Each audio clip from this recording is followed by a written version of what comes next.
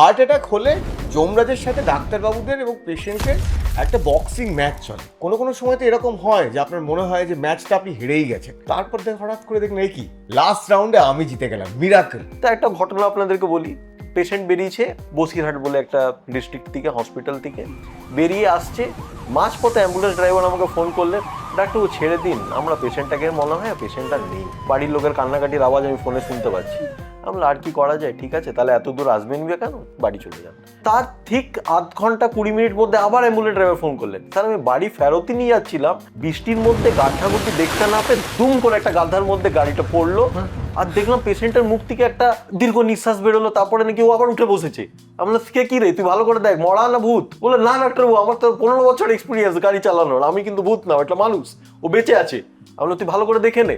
না ডাক্তারবাবু আমি বুঝে নিয়েছি, আমি নিয়ে আসছি। একদম রাখে হরি তো মারে, রাখে হরি মারে কে। রমণীত ব্লকেজ, সেই ব্লকেজটা কিন্তু একটা রক্তের ডেলা।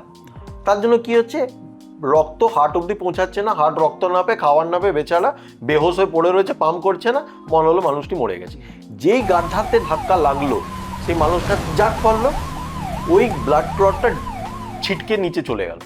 সেটা যেটা হাসপাতালে এলে আমরা সিপিআর দিই বা ডিফিপ সং, একটা ঝাটকা বুকে থাকলো, সেই ক্লটটা নিচে চলে গেল, মানে ব্লাড ভেসেলটাতে আবার ফ্লো চলে এলো।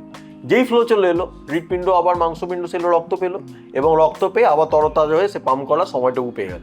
আর ওই সময়টুকু মূল্যবান সময়টুকু পেলো যে অ্যাম্বুলেন্স ড্রাইভার হাসপাতাল অব্দি নিয়ে আসতে পারবে, আর আমরা অ্যাঞ্জিওপ্লাস্টি করে সেই মানুষটাকে প্রাণে বাঁচিয়ে দিতে পারবো।